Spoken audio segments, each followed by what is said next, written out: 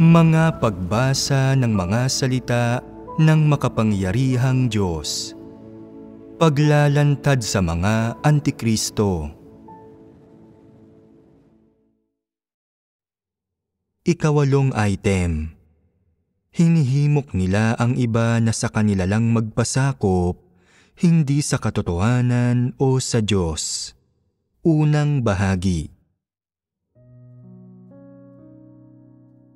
Walang kakayahan ang mga Antikristo na makipagtulungan sa kahit na kanino.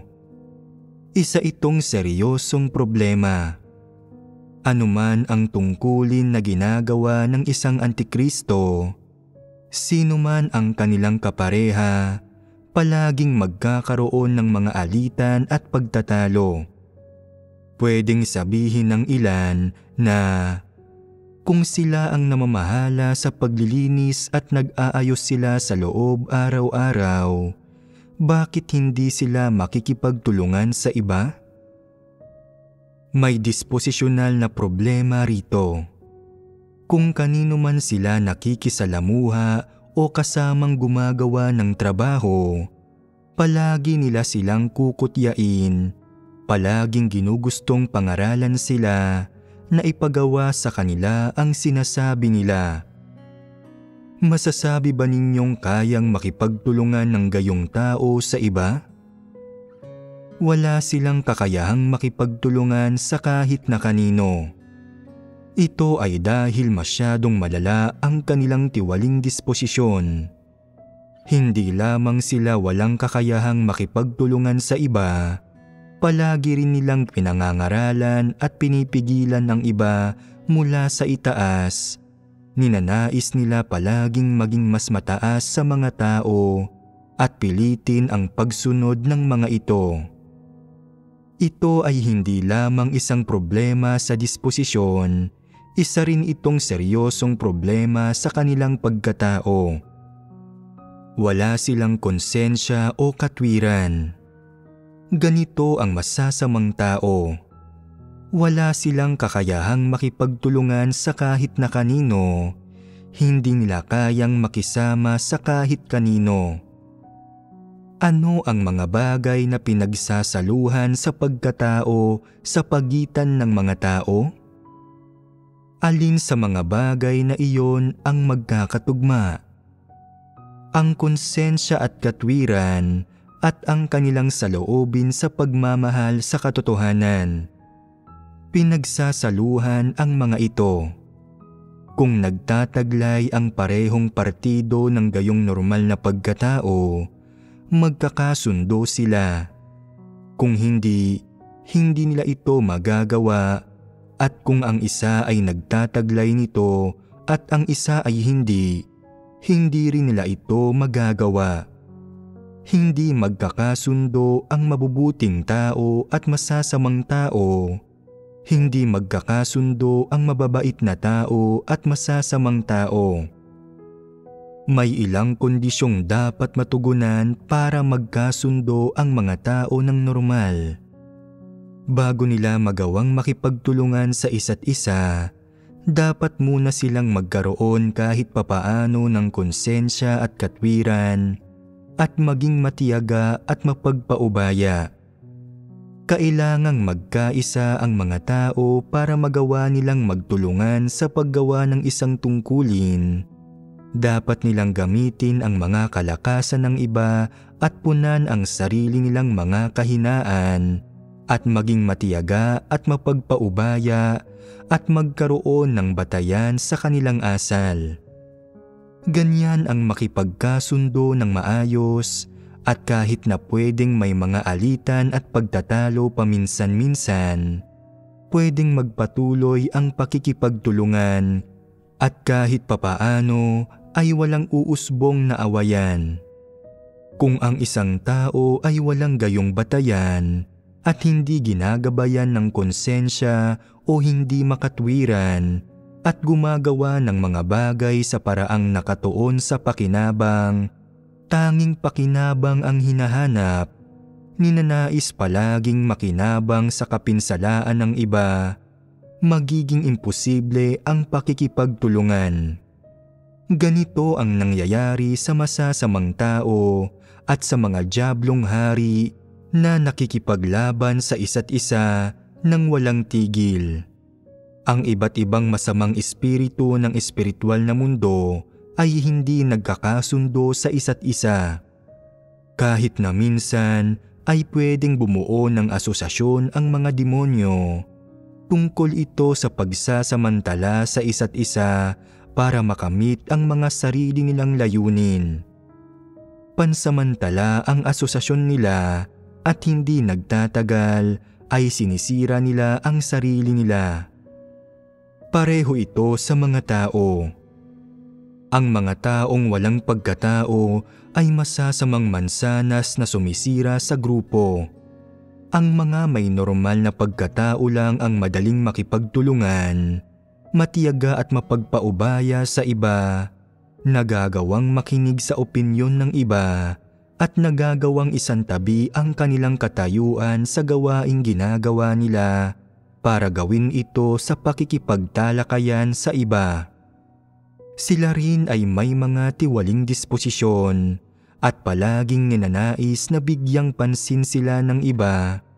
Sila rin ay may ganoong layunin, pero dahil may konsensya at katwiran sila at kayang maghanap ng katotohanan at kilalanin ang kanilang sarili at nararamdamang ang paggawa nito ay hindi nararapat, kung saan nakararamdam sila ng panunuya at nagagawa nilang pigilan ang sarili nila, ang kanilang mga paraan at pinagkukunan ng paggawa ng mga bagay-bagay ay magbabago unti-unti.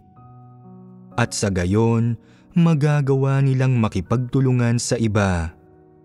Nagbubunyag sila ng isang tiwaling disposisyon pero hindi sila masasamang tao at wala silang diwa ng mga antikristo.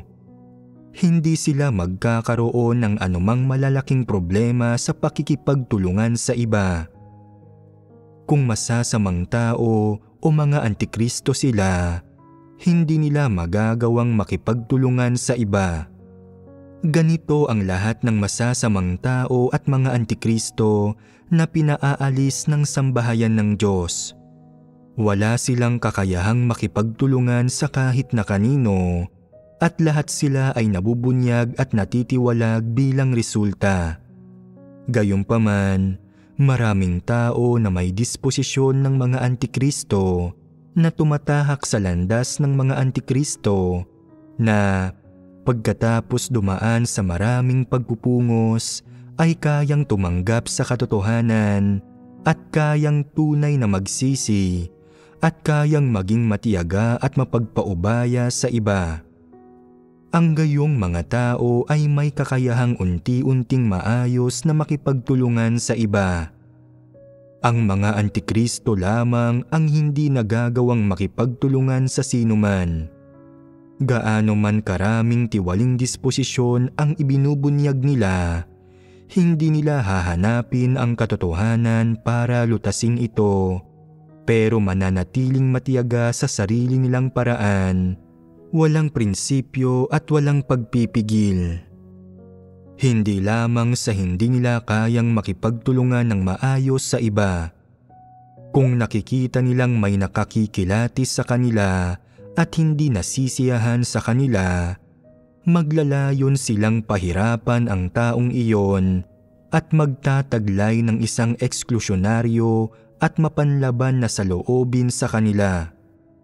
Mananatili silang mapanlaban sa kanila kapalit ng anumang panghihimasok sa gawain ng iglesia.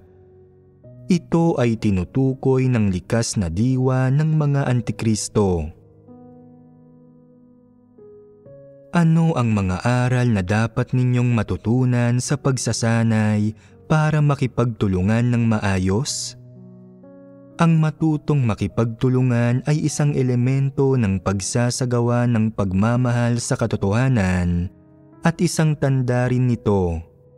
Ito ay isang paraan kung saan naipamamalas ang pagkakaroon ng isang tao ng konsensya at katwiran. Pwede mong sabihing mayroon kang konsensya, dignidad at pagkamakatwiran. Pero kung hindi mo kayang makipagtulungan sa sinuman at hindi kayang makisama sa iyong pamilya, sa mga tagalabas o sa mga kaibigan, at gumuguho ang iyong mga pakikipag-ugnayan, at may walang katapusang pagtatalo sa mga gawaing pinagsasaluhan na nagiging mga kaaway mo, kung hindi mo kailanman magagawang makipagkasundo sa sinuman, nasa panganib ka.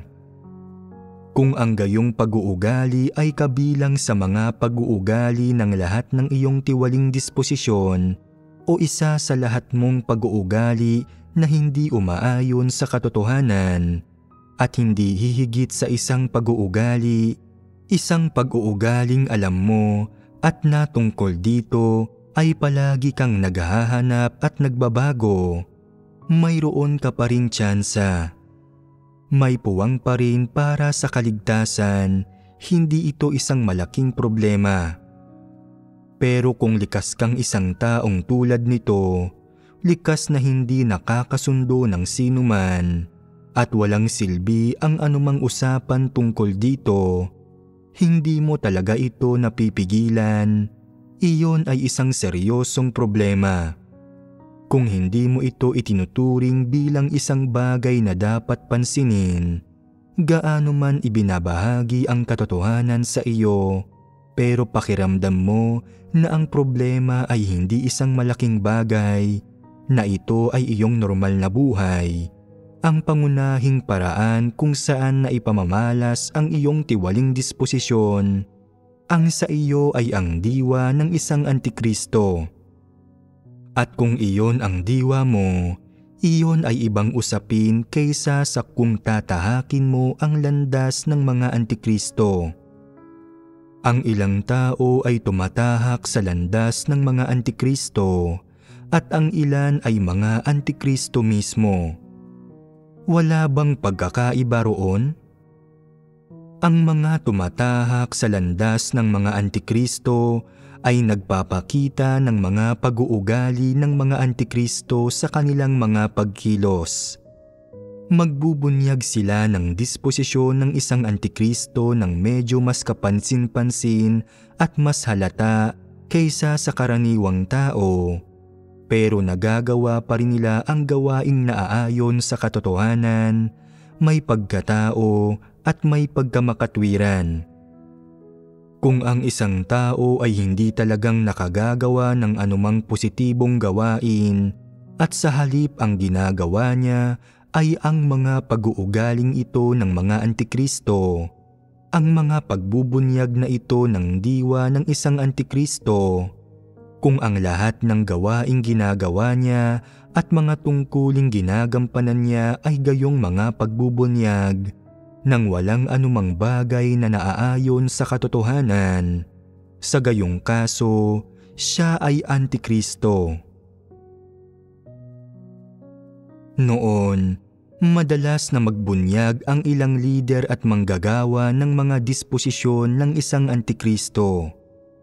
Matitigas ang ulo nila at sinusunod ang sarili nilang kagustuhan, at laging ang paraan nila ang gusto nilang masunod. Ngunit hindi sila gumawa ng anuman na halatang masama at hindi malubha ang kanilang pagkatao.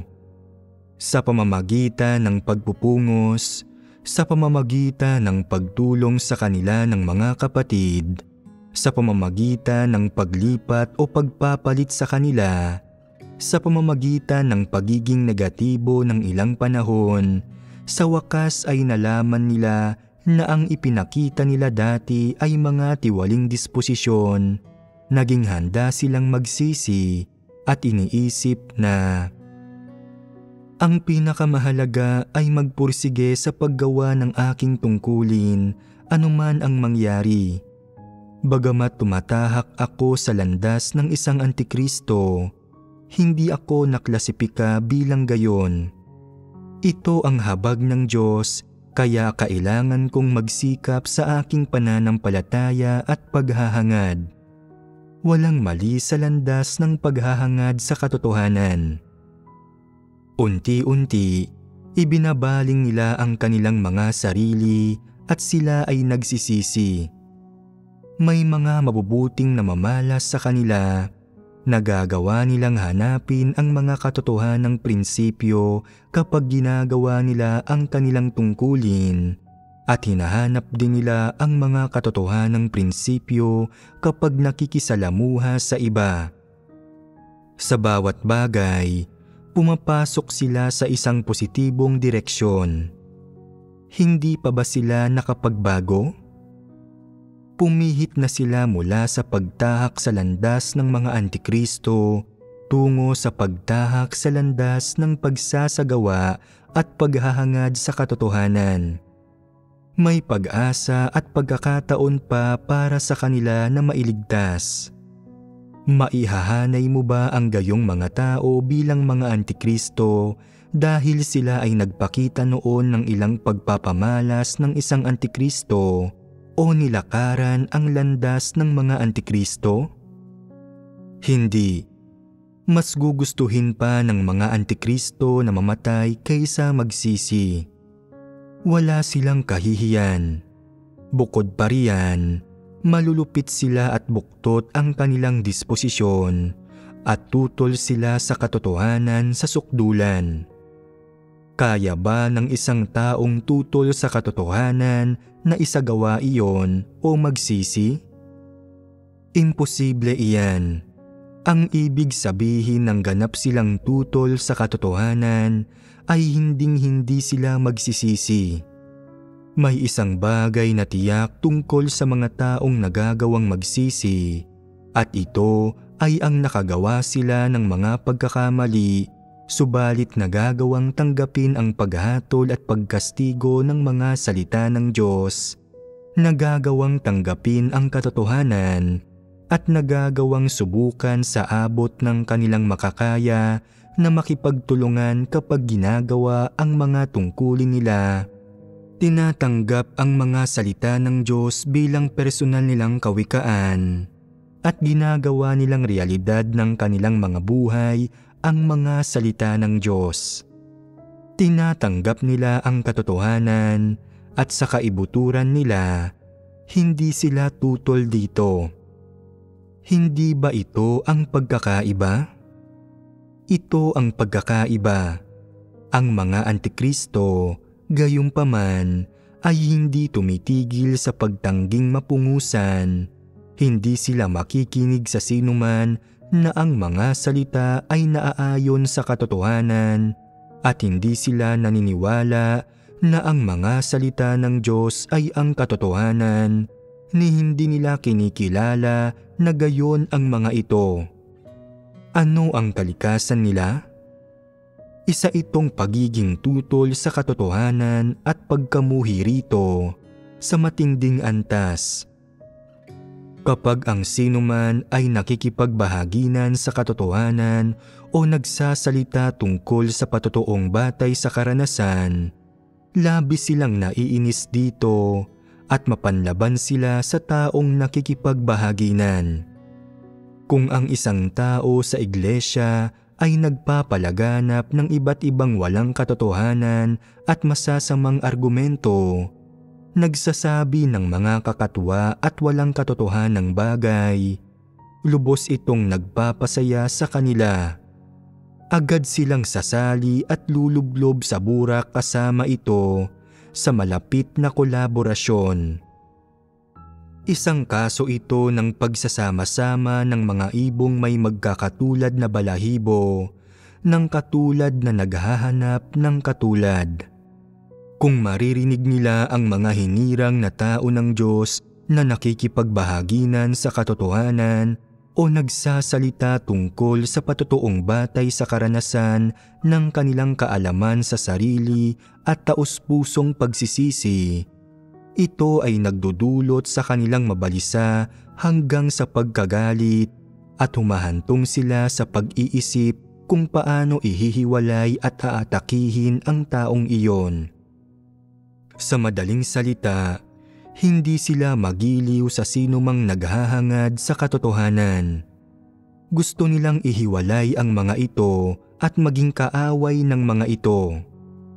Ang sinumang bihasa sa pagpapakitang gilas sa pamamagitan ng pangangaral ng mga salita at doktrina, gustong-gusto nila ang mga ito at lubos nilang sinasang-ayunan na para bang nakakita sila ng isang mapagkakatiwalaan at kapwa manlalakbay.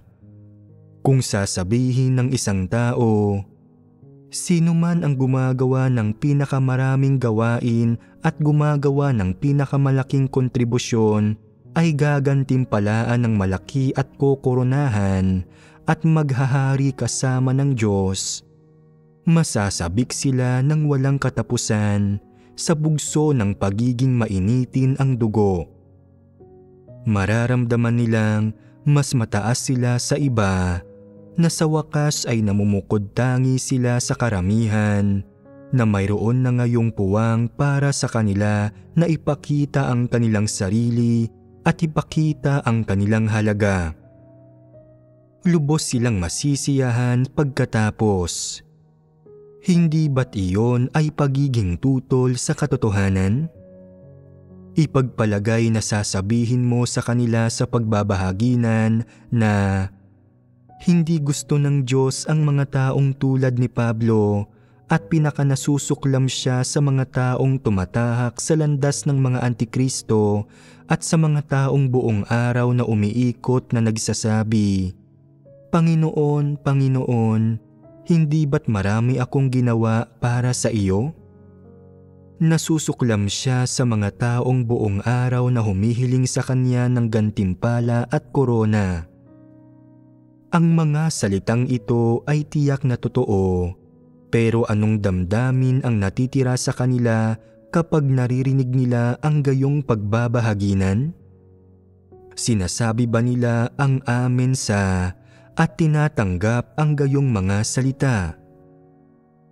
Ano ang una nilang reaksyon? Pagkasuklam sa puso at hindi kagustuhang makinig. Ang ibig nilang sabihin ay, paano ka nakakasigurado sa sinasabi mo? Ikaw ba ang may huling salita? Hindi ako naniniwala sa sinasabi mo. Gagawin ko ang gagawin ko. Magiging katulad ako ni Pablo at hihingi sa Diyos ng korona.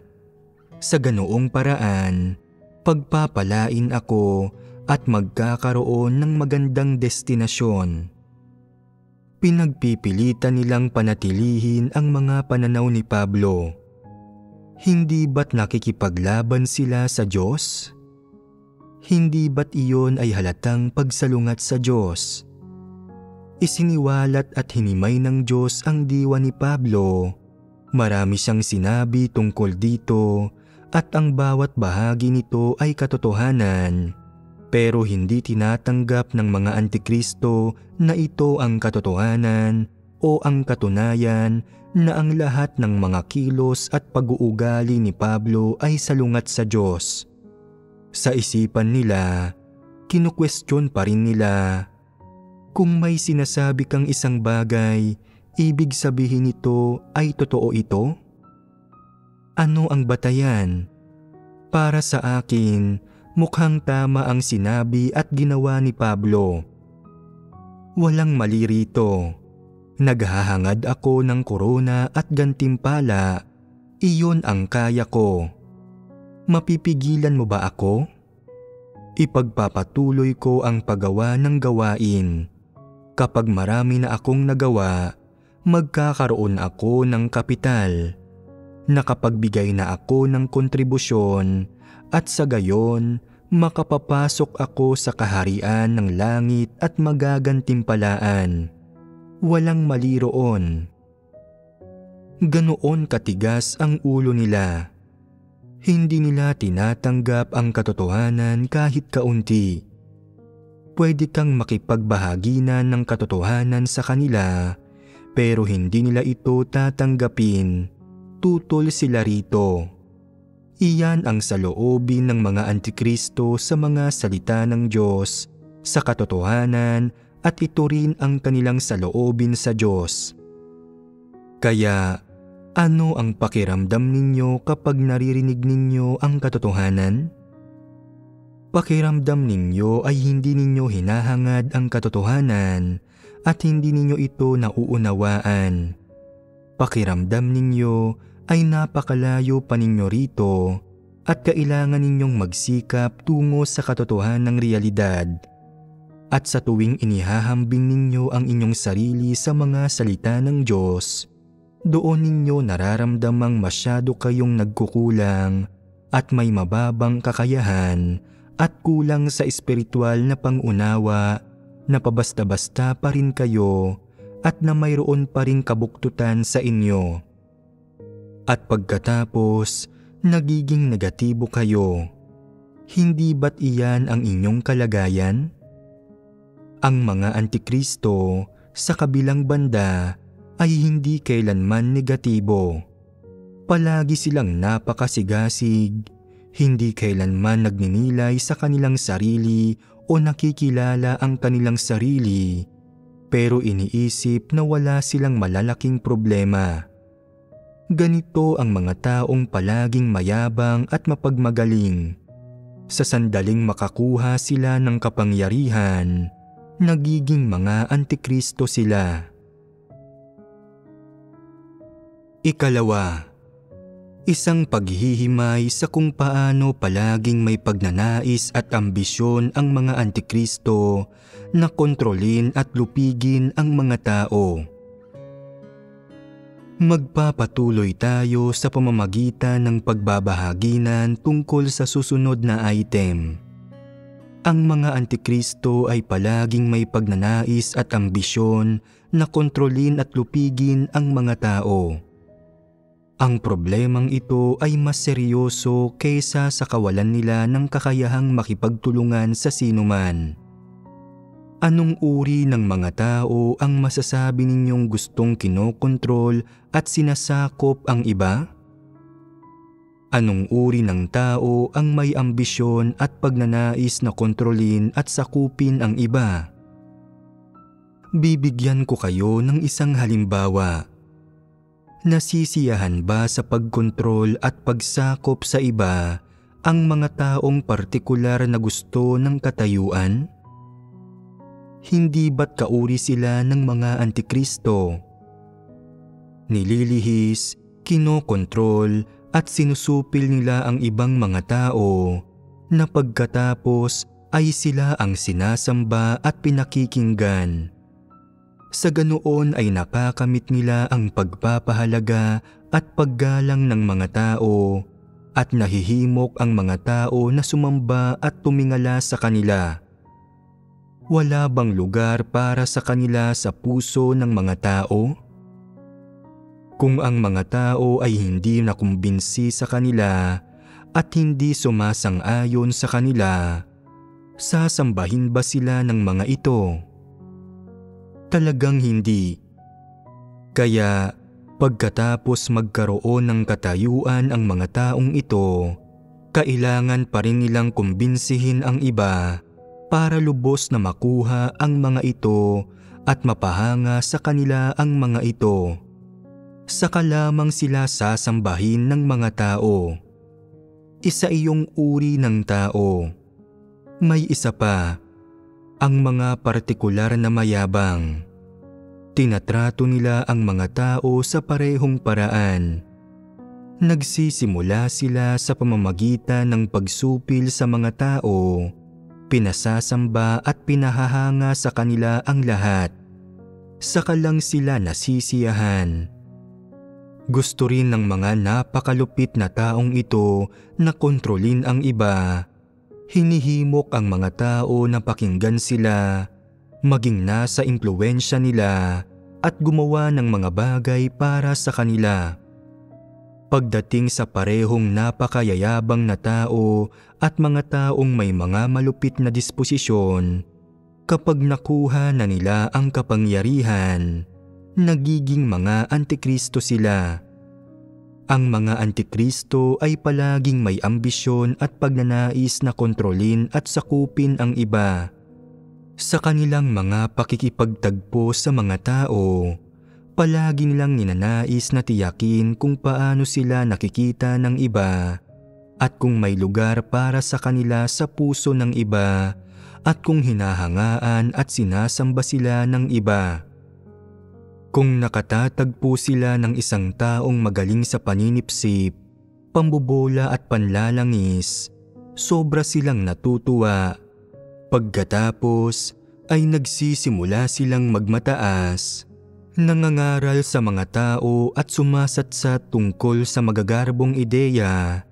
Tinuturuan ang mga tao ng mga regulasyon, pamamaraan, doktrina at mga kuro-kuro. Pinatatanggap nila sa mga tao ang mga bagay na ito bilang katotohanan at pinagmumukha pang maganda ang mga ito.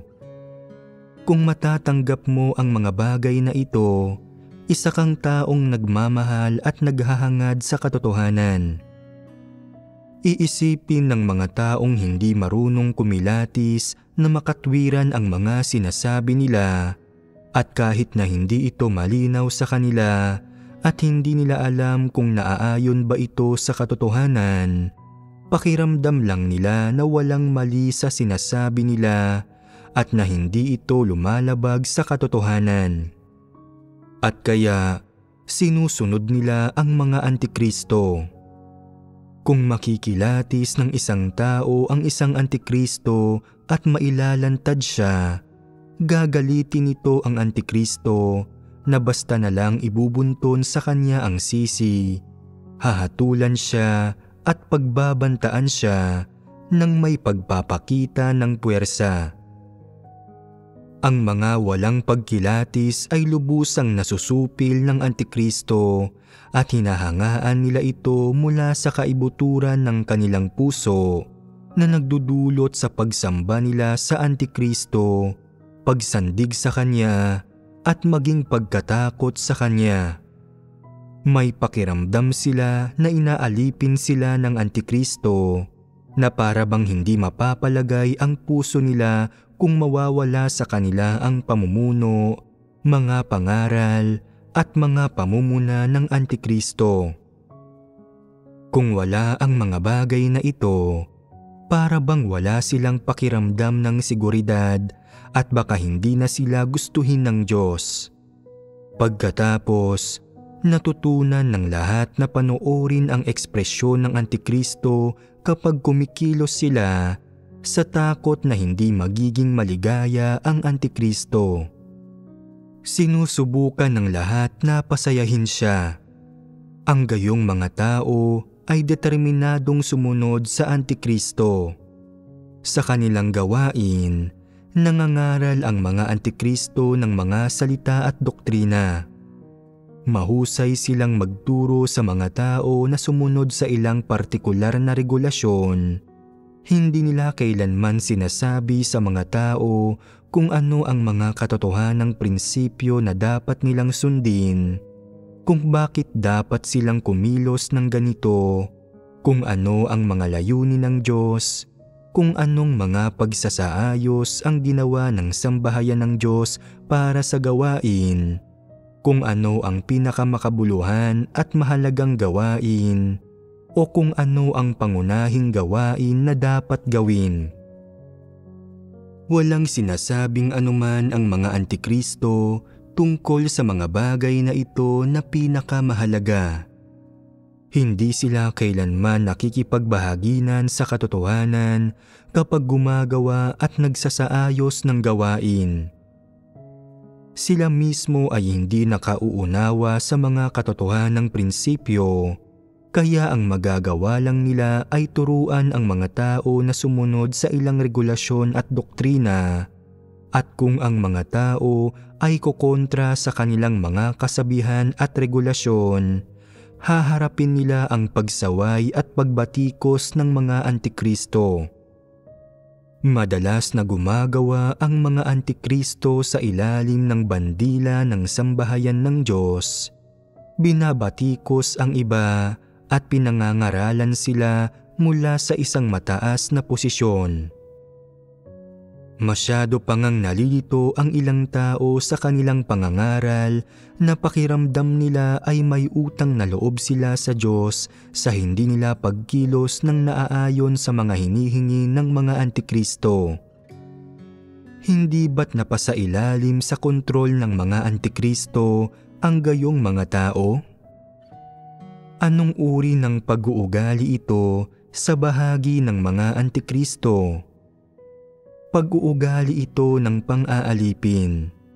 Ang pang-aalipin ay tinatawag na brainwashing sa mga salita ng bansa ng malaking pulang dragon.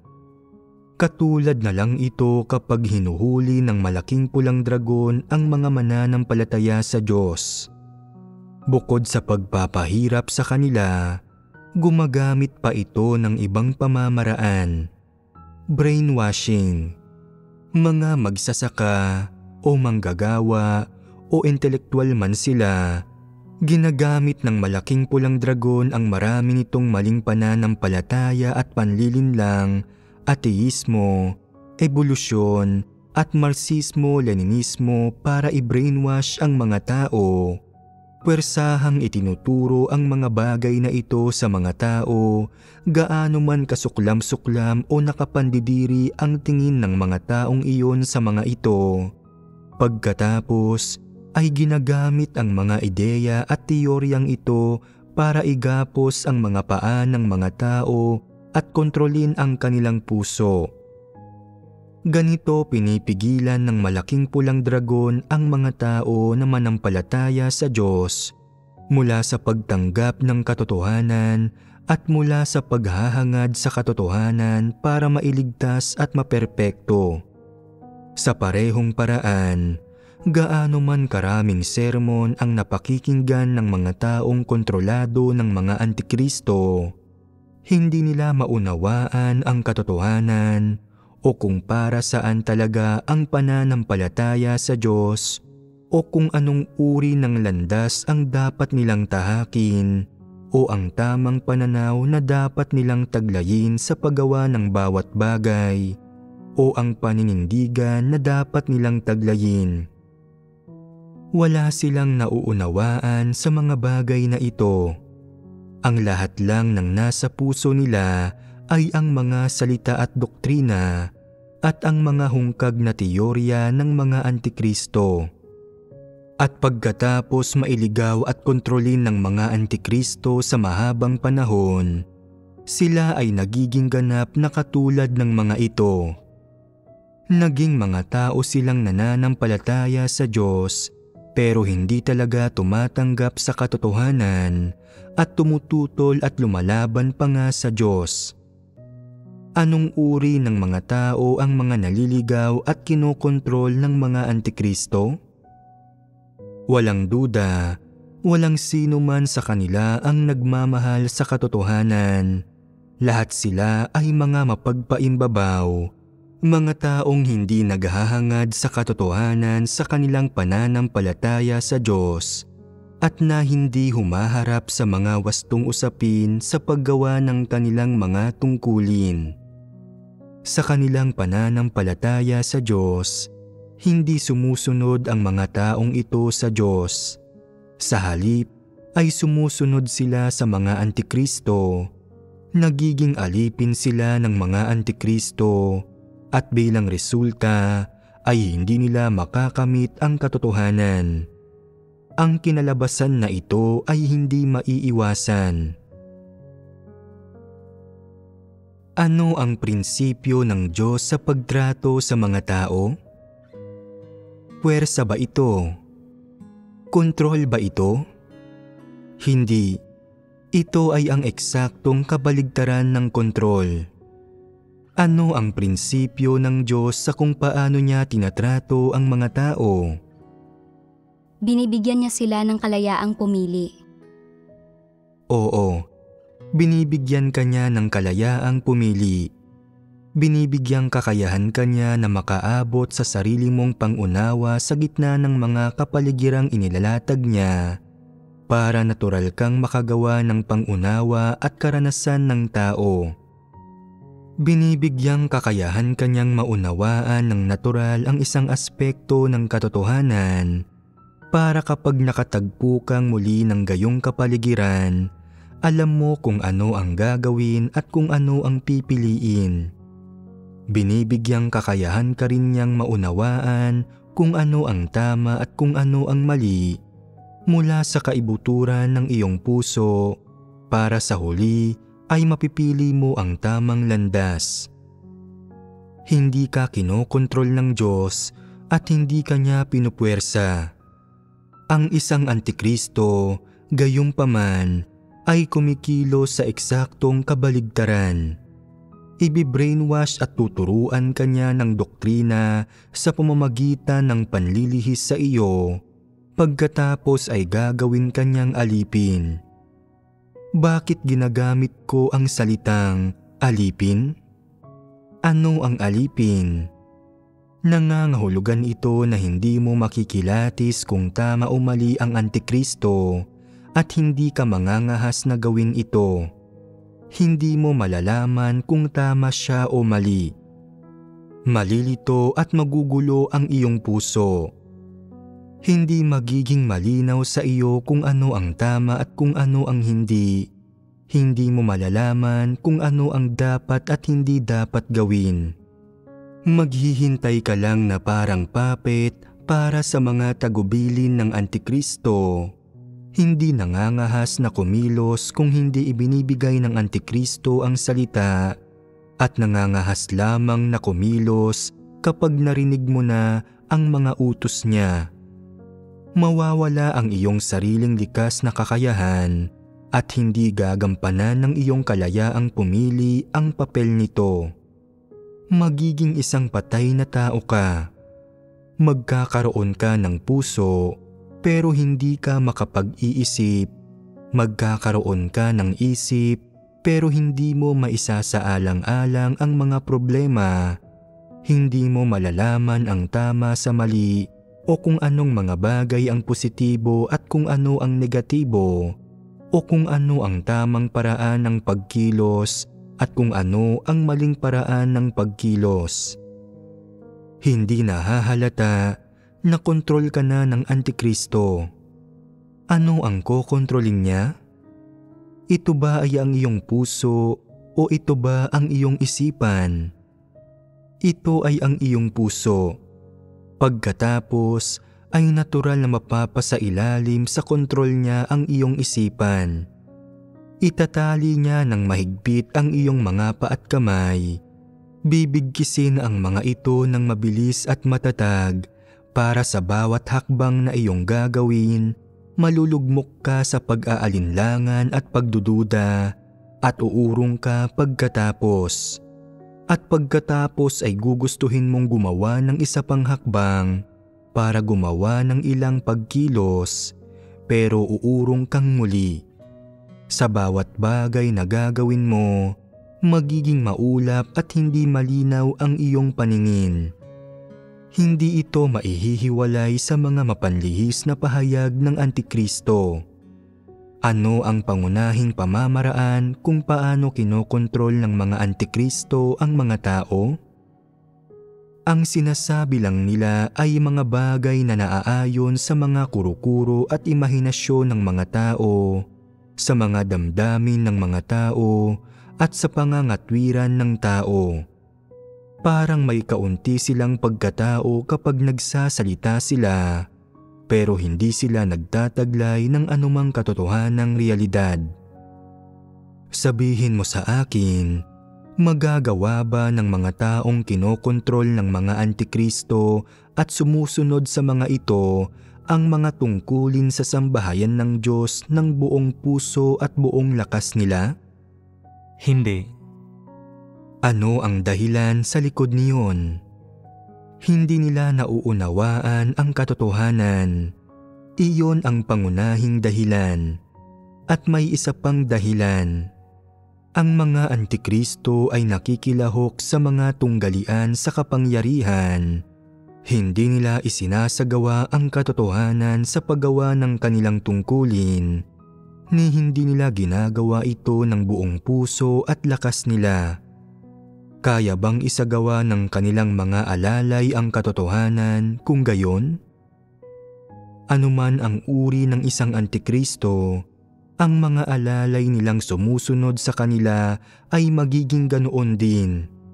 Nangunguna ang mga antikristo sa hindi pagsasagawa ng katotohanan, sa pagsalungat sa mga prinsipyo, sa pagtataksil sa mga interes ng sambahayan ng Diyos, sa pagiging hindi makatwiran at pagkilos na parang mga diktador. Bigo kaya nitong maapektuhan ang kanilang mga alalay? Talagang walang paraan na magagawa ito. Kaya ano ang mangyayari sa mga taong iyon na pinipigilan at kinokontrol nila? Mag-iingat sila laban sa isa't isa, maghihinala sila sa isa't isa at makikipag-away sa isa't isa. Kompetensya para sa kasikatan at pakinabang, para sa isang pagkakataong sumikat at para sa kapital.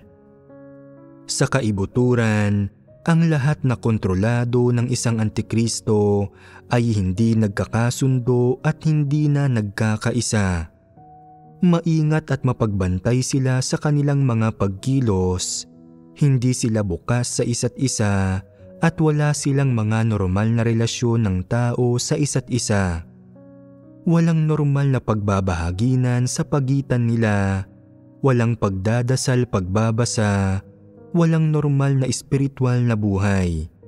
Watak-watak sila, katulad lang ng mga walang pananampalataya at satanikong grupong naroroon sa mundo. Ganyan kapag ang isang antikristo ang nasa kapangyarihan.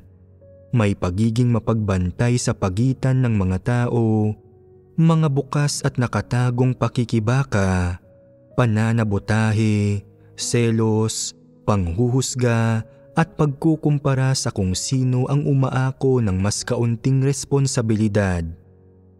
Kung hindi ka aako ng responsibilidad, hindi ko rin gagawin. Sa anong batayan na gusto mong isaalang-alang ko ang mga interes ng sambahayan ng Diyos kung ikaw mismo ay hindi nagsasaalang-alang sa mga ito? Hindi ko na lang isasaalang-alang ang mga ito kung ganoon. Ang ganoong lugar ba ay sambahayan ng Diyos? Hindi. Anong uri ng lugar ito? Ito ay kampo ni Satanas. Hindi naghahari ang katotohanan doon. Wala itong gawain ng banal na espiritu o pagpapala ng Diyos o kanyang pamumuno. At kaya, bawat isa sa mga tao roon ay parang maliliit na demonyo. Sa panlabas, magandang pakinggan ang mga salita ng papuri na sinasabi nila tungkol sa iba.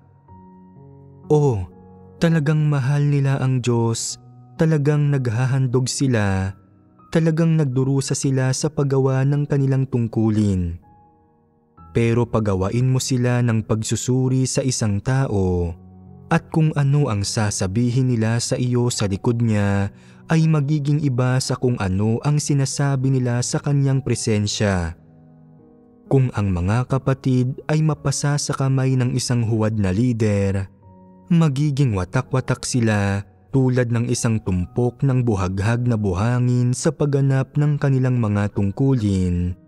Hindi sila makakukuha ng mga resulta at hindi sila magkakaroon ng gawain ng banal na espiritu at karamihan sa kanila ay hindi maghahangad ng katotohanan.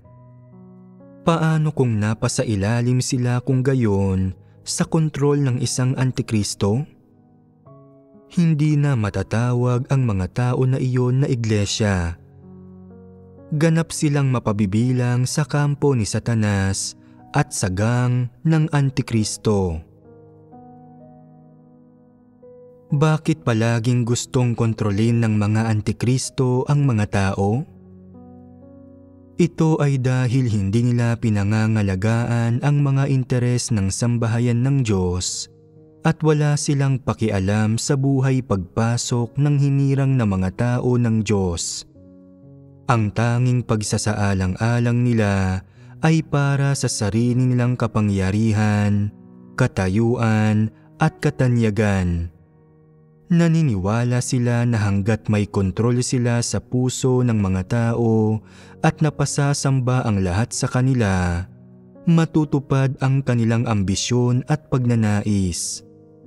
Tungkol sa mga usaping may kinalaman sa mga interes ng sambahayan ng Diyos o sa gawain ng iglesia o sa buhay pagpasok ng hinirang na mga tao ng Diyos, wala talaga silang pakialam sa mga bagay na iyon.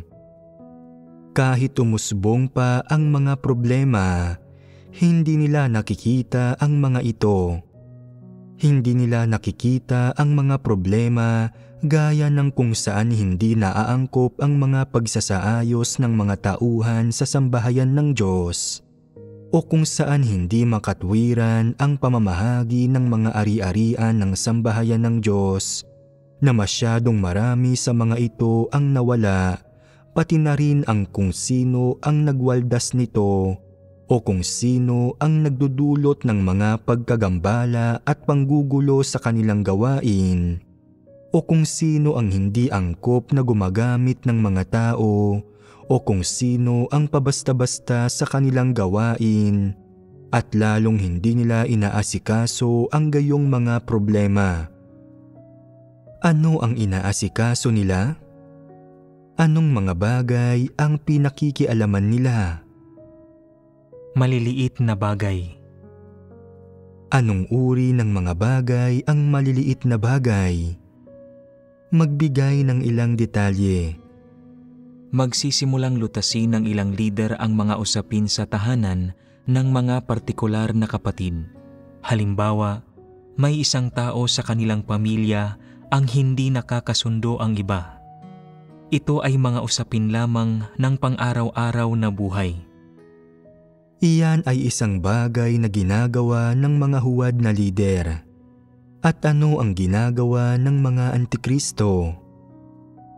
Wala silang pakialam sa buhay pagpasok ng mga kapatid o sa mga bagay na labag sa mga katotohanang prinsipyo.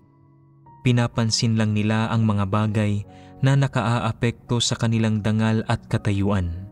Halimbawa, ang mga taong hindi ginagawa ang sinasabi ng mga ito o ilang tao na ayaw sa kanila. Inaasikaso nila ang ganyang mga bagay. Iyan ay bahagi nito. Nangyayari ang gayong mga bagay. Tinitingnan ng mga antikristo kung sino ang may hindi kanais-nais na presensya sa kanila, kung sino ang hindi nagpapahalaga sa kanila, at kung sino ang nakakikilatis sa kanila. Nakikita nila ang mga bagay na ito at tinatandaan ang mga ito. Napakahalaga ng gayong mga bagay sa kanila. Ano pa? Kung ang taong inihalal sa ilang iglesia ay may pagkilatis sa kanila at hindi nila kaisa sa isip, maghahanap sila ng mga paraan para hanapin ang pagkakamali ng taong iyon at papalitan ito. Gusto nilang ginagawa ang ganoong bagay. Ano man ang mga pagkakamali o problema na mayroon ang isang taong gumagawa ng masasamang bagay, o gaano man ito nagdudulot ng mga pagkagambala at kaguluhan, hindi ito pinapansin ng isang antikristo. Partikular niyang hinahanapan ng kamalian ang mga taong gumagawa ng kanilang tungkulin at ang mga naghahangad sa katotohanan, naghahanap ng mga pangangatwiran at palusot para mapalitan ang mga taong iyon. May isa pang pangunahing paraan kung saan na ipamamalas ang pagkontrol ng mga antikristo sa iba. Bukod sa pagkontrol sa mga ordinaryong kapatid, sinisikap nilang kontrolin ang mga taong namamahala sa bawat aspekto ng gawain. Palagi nilang ninanais na hawakan ang lahat ng kapangyarihan sa sarili nilang kamay.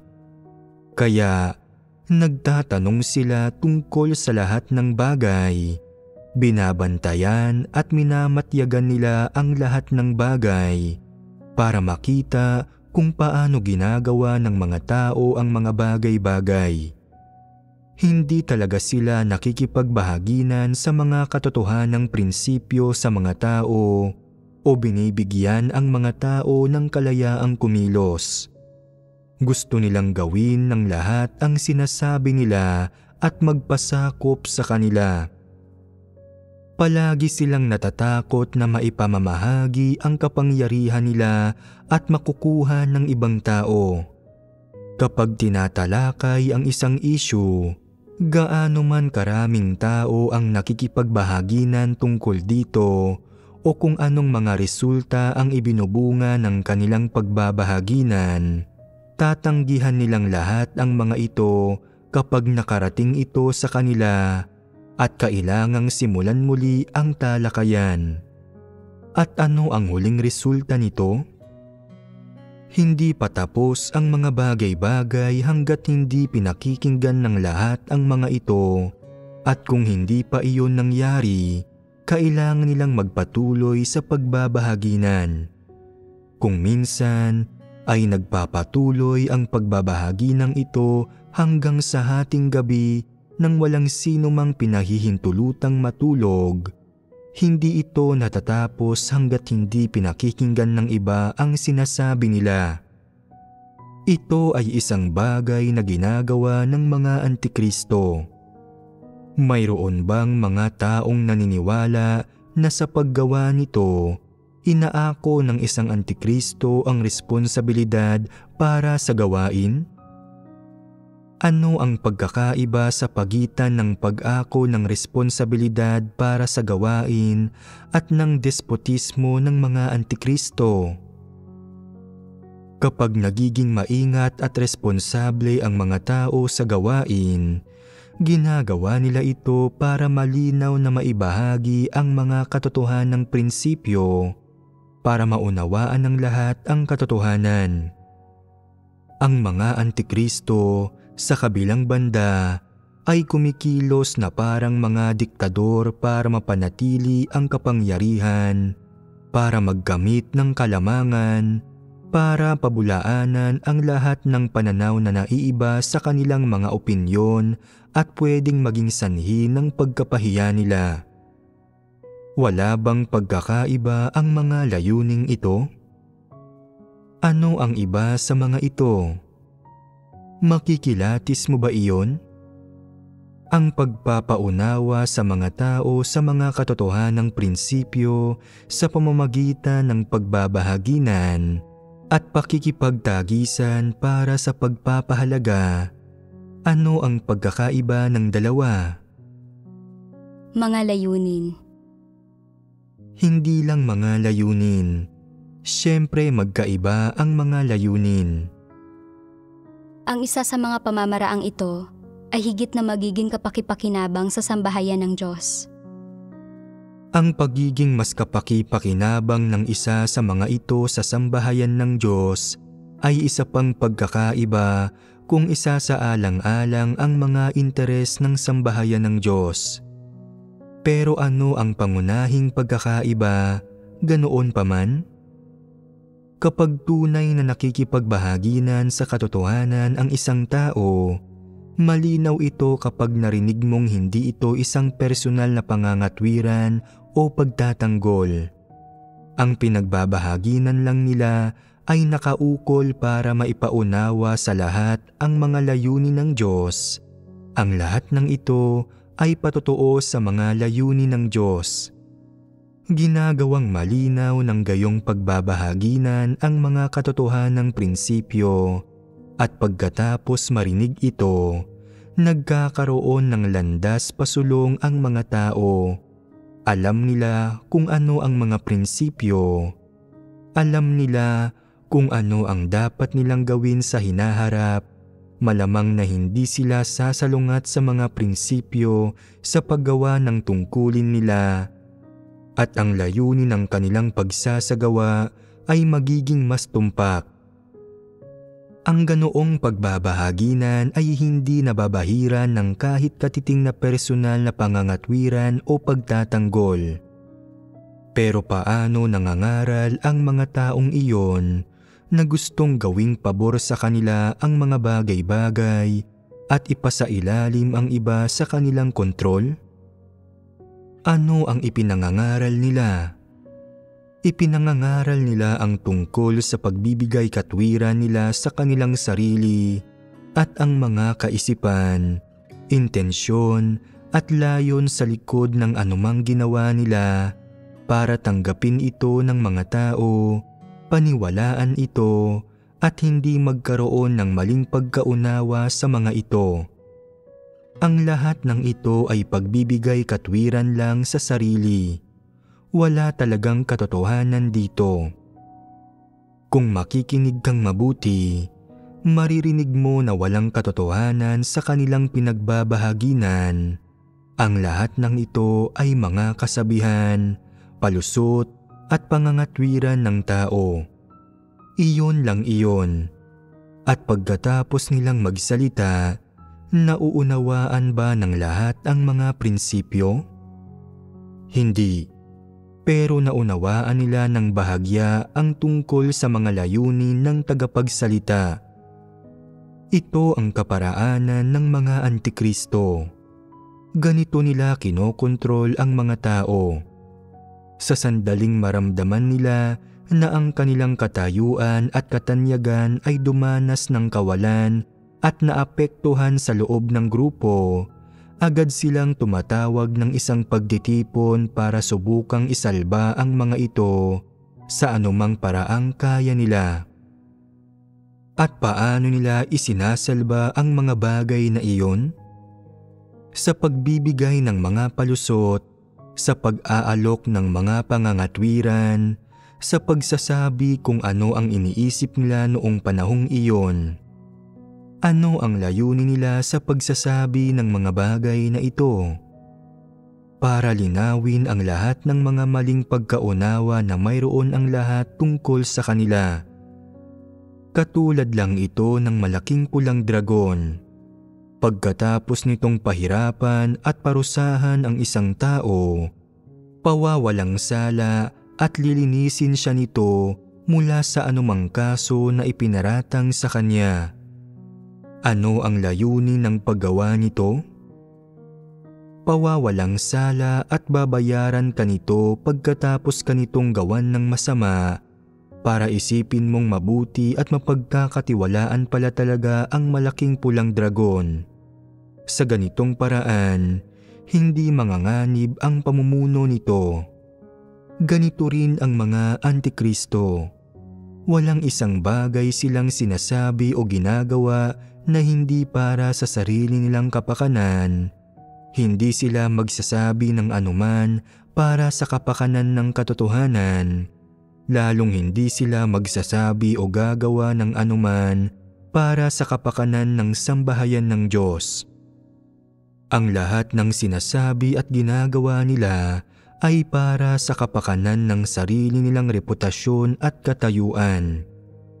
Pwedeng sabihin ng ilan, hindi makatarungan para sa iyo na tukuyin sila bilang mga antikristo dahil nagpapakapagod sila ng gusto at masigasig nilang ginagawa ang trabaho nila, nagtatrabaho at nagpapakaabala para sa sambahayan ng Diyos mula bukang liwayway hanggang dapit hapon.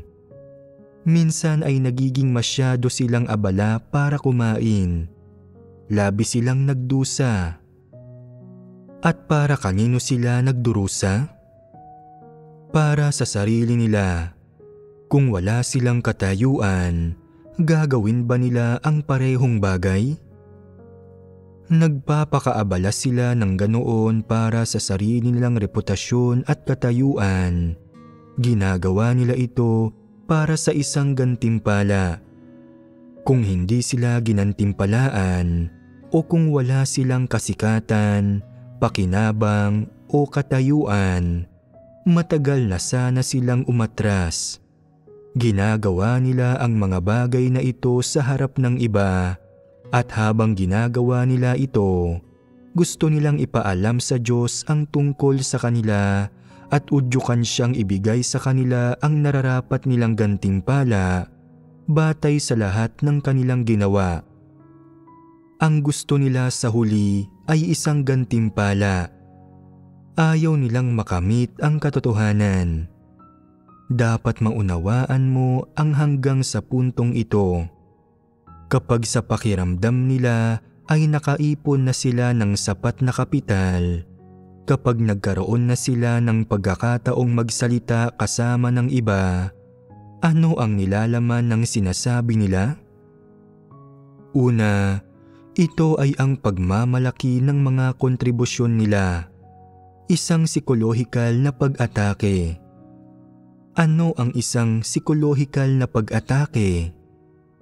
Ito ay pagpapaalam sa lahat sa kaibuturan ng kanilang puso na sila ay nakagawa ng maraming mabuting bagay sa ngalan ng sambahayan ng Diyos, gumawa ng mga kontribusyon, nakipagsapalaran, nakagawa ng mapanganib na trabaho, labis na naging abala at nagdusa ng hindi maliit na halaga.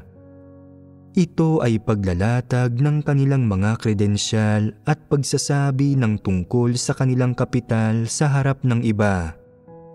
Pangalawa, labis-labis at walang saysay silang nagsasalita tungkol sa ilang hindi makatotohanang teorya na sa tingin ng mga tao ay nauunawaan nila kahit hindi naman. Tila malalim, mahiwaga at abstrakto ang mga teoryang ito at ginagawa ng mga itong sumamba ang mga tao sa mga antikristo. Pagkatapos, nagsasalita sila sa isang enggrande at nakakalitong paraan tungkol sa mga bagay na pinaniniwalaan nilang wala pang nakauunawa kailanman. Halimbawa, teknolohiya at kalawakan, pananalapi at kontadorya, at mga usapin sa lipunan at politika, at maging mga bagay sa underworld at mga scam. Isinasalaysay nila ang personal na kasaysayan nila. Ano ito kung gayon? Nagpapasikat sila, at ang layunin nila sa pagpapasikat ay ang maglunsad ng isang psikolohikal na pag-atake. Sa tingin mo ba ay hangal sila? Kung ang mga bagay na ito na sinasabi nila ay walang epekto sa mga tao, sasabihin pa rin ba nila ito? Hindi nila sasabihin. May layunin sila sa pagsasabi nito. Ito ay tungkol sa paglalatag ng kanilang mga kredensyal, pagpapakitang gilas at pagpapasikat ng kanilang sarili. Bukod pa rito, anong paraan ang madalas gamitin ng mga antikristo? Saan man sila magpunta, umaasta silang ulo ng isang sambahayan. Saan man sila magpunta, sinasabi nilang, "Ano ang ginagawa ninyo? Kumusta na? Mayroon bang anumang paghihirap? Bilisan ninyo at asikasuhin ang mga bagay na itinalaga sa inyo. Huwag kayong maging pabasta-basta. Ang lahat ng gawain sa sambahayan ng Diyos ay mahalaga at hindi pwedeng ipagpaliban." Para lang silang ulo ng isang sambahayan, palaging pinangangasiwaan ang gawain ng mga tao sa kanilang sambahayan. Ano ang ibig sabihin nito na sila ang ulo ng isang sambahayan? Nangangahulugan ito na sinuman sa kanilang sambahayan ay pwedeng magkamali o tumahak sa maling landas, kaya kailangan nilang bantayan ang mga ito. Kung hindi nila ito ginawa, walang ibang gagawa ng kanilang tungkulin. Lahat sila ay matitisod sa huli. Naniniwala ang mga antikristo na ang lahat ng iba pa ay hangal, isang bata na kung hindi nila sila binigyan ng labis na atensyon, kung hinayaan nila silang mawala sa kanilang paningin ng isang segundo, ang ilan sa kanila ay magkakamali at tatahak sa maling landas. Anong klaseng pananaw ito? Hindi ba't umaasta silang ulo ng isang sambahayan?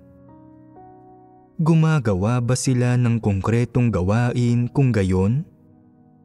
Hindi kailanman sila gumagawa.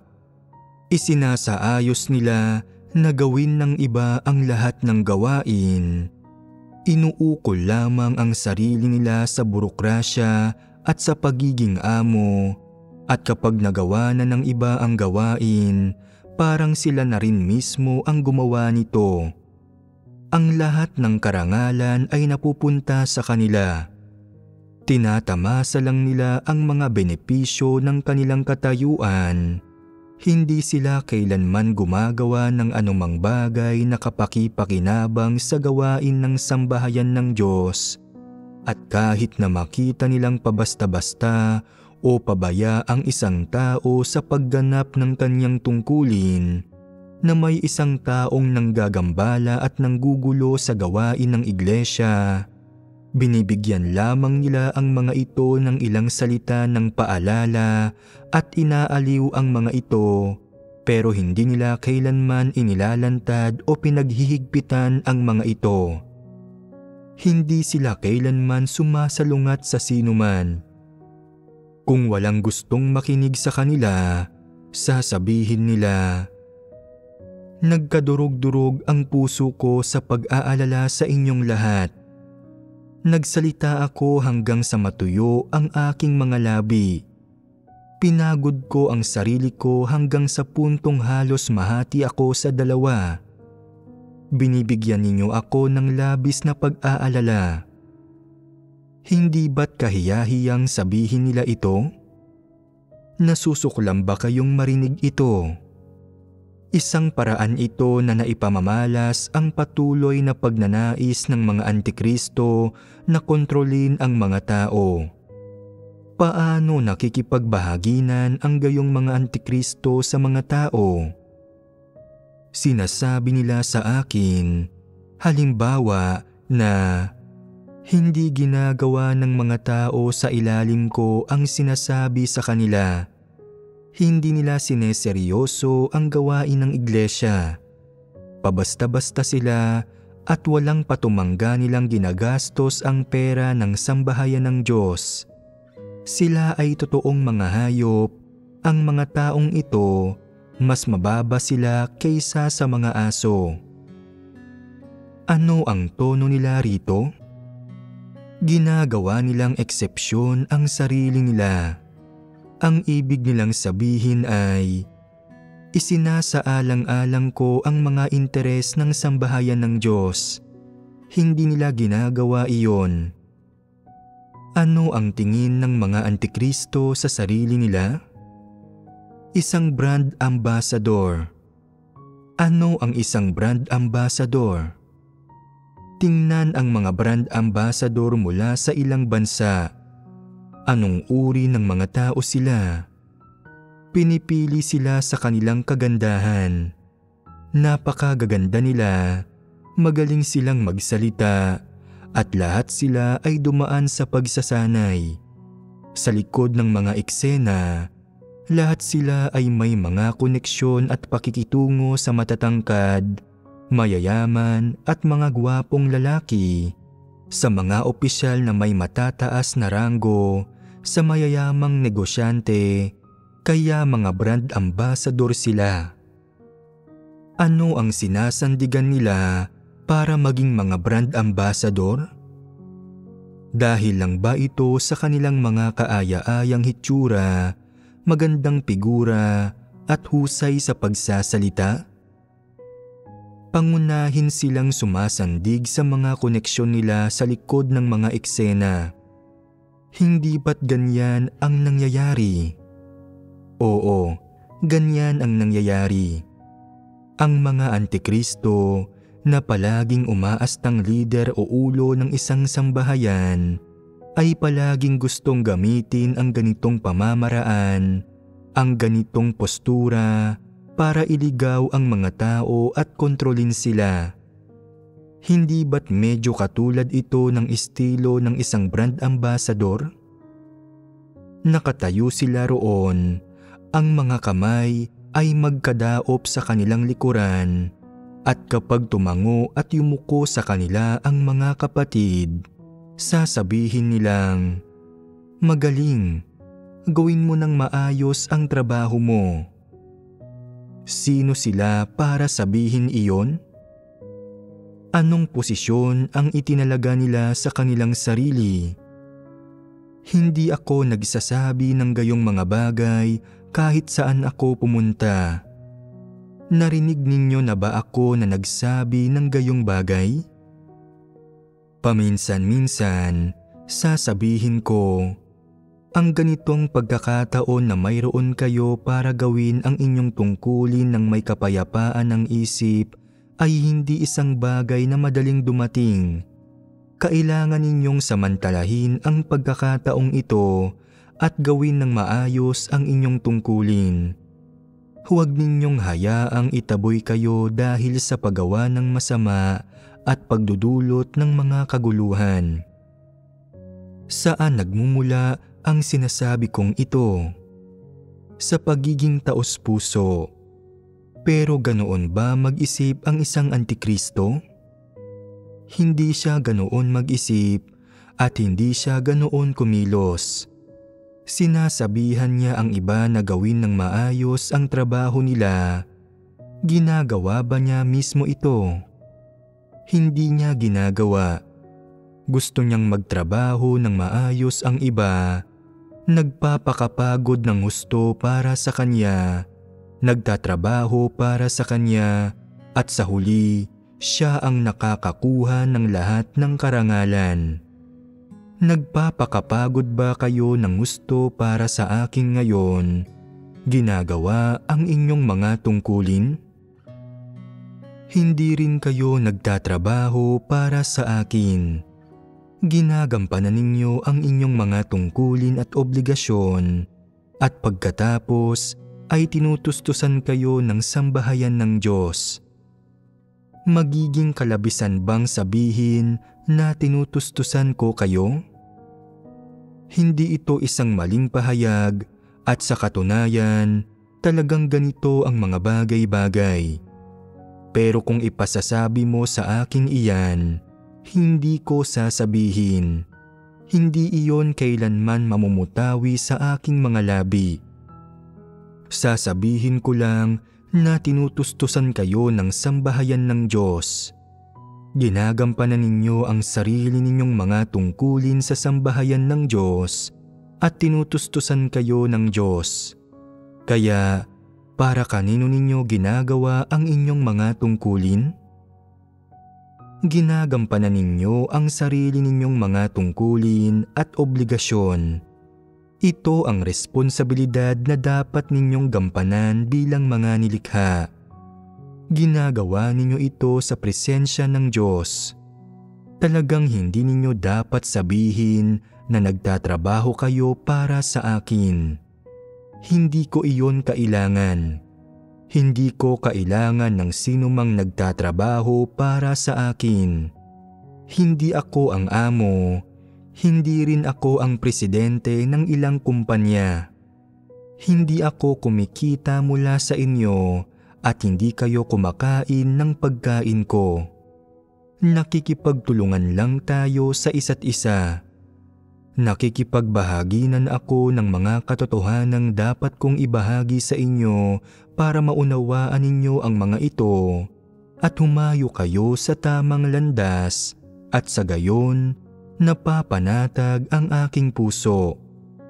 Ganap na naisakatuparan ang responsibilidad at obligasyon ko. Pakikipagtulungan ito sa isa't isa kung saan ginagampanan ng lahat ang bahagi nila. Malayo ito sa kaso ng kung sino ang nagsasamantala kanino, sino ang gumagamit kanino, sino ang nagpapakain kanino. Huwag kayong umasta ng ganyan. Wala itong silbi at kasuklam-suklam ito. Gawin ninyo talaga ng maayos ang gawain sa paraang malinaw ito sa lahat at sa huli, magiging nasa maayos na posisyon kayo para bayaran ang inyong mga pagkakautang sa harap ng Diyos. May ganoon bang katuwiran ang mga antikristo? Wala. Kung umako sila ng kaunting responsibilidad, gumawa ng kaunting kontribusyon at nakagawa ng ilang gawain, nagpapasikat sila tungkol dito sa paraang lantarang kasuklam-suklam, nagnanais pang maging mga brand ambassador. Kung hindi mo susubukang maging isang brand ambassador at gagawa ka ng ilang aktwal na gawain, magkakaroon ang lahat ng kaunting paggalang sa iyo. Kung umaasta kang isang brand ambassador pero hindi mo kayang gumawa ng anumang konkretong gawain at gawin ito para ang itaas ay mag-alala at personal na magbigay ng direksyon para sa lahat ng gawain at sundan ito sa pamamagitan ng pangangasiwa sa iyo at pagbibigay sa iyo ng patnubay na ginagawa ng itaas ang bawat aspekto ng gawain, at kung iniisip mo pa ring may kakayahan ka na naging mas mahusay ka na ikaw ang gumawa ng lahat ng ito, hindi ba't iyon ay kawalan ng kahihiyan? May ganitong kakayahan ang mga antikristo. Ninanakawan nila ang Diyos ng kanyang kaluwalhatian. Kapag nakaranas ang mga normal na tao ng ilang bagay, kaya nilang maunawaan ang kaunting katotohanan at makita na masyadong mababa ang aking kakayahan, wala akong halaga. Kung wala ang pag-aalala at pangangasiwa ng itaas, kung wala sila para hawakan ang aking kamay para tulungan ako, wala akong magagawang anuman. Naging manika lang ako. Medyo nakilala ko na ang sarili ko ngayon. Alam ko ang maliit kong sukat. Hindi ako magkakaroon ng anumang reklamo kung pupungusan akong muli ng itaas sa hinaharap. Magpapasakop lang ako. Sa pagkaalam mo sa sarili mong maliit na sukat, gagawin mo ang gawaing dapat mong gawin ng maayos ang asal na nakalapat ang dalawang paa sa lupa. Anuman ang italaga sa iyo ng itaas, gagawin mo ito ng maayos, ng buo mong puso at buo mong lakas. Ito ba ang ginagawa ng mga antikristo? Hindi ito. Hindi nila isinasaalang-alang ang mga interes ng sambahayan ng Diyos o ang gawain ng sambahayan ng Diyos. Ano ang pinakamalaking interes ng sambahayan ng Diyos? Ito ba ang kayamanan ng iglesia? Ito ba ang mga handog sa Diyos? Hindi. Ano ito kung gayon? Sa anong aspekto ng gawain umiikot ang pagganap ng bawat isa ng kanilang tungkulin? Ang pagpapalaganap ng ebanghelyo at pagpapatotoo sa Diyos para maunawaan ng buong sangkatauhan ang Diyos at bumalik sa Kanya. Ito ang pinakamalaking interes ng sambahayan ng Diyos. At ang pinakamalaking interes na iyon ay nagsasanga pababa, nahahati sa bawat grupo at bawat aspekto ng gawain, at pagkatapos ay nahahati pa ng mas pino hanggang sa iba't ibang tungkulin na ginagawa ng bawat tao. Ito ang interes ng sambahayan ng Diyos. Nakita na ba ninyo ito dati? Hindi ninyo pa nakita. Kapag nagsasalita ako tungkol sa mga interes ng sambahayan ng Diyos, iniisip ninyo na pera, bahay, at sasakyan ang mga ito. Anong uri ng mga interes ang mga iyon? Hindi ba't iilang material na bagay lamang ang mga ito? Sasabihin ba ng ilang tao na dahil hindi naman iyon interes, lustayin natin ang mga ito hanggat gusto natin? Ayos lang ba iyon? Talagang hindi. Ang paglulustay ng mga handog ay isang mabigat na kasalanan.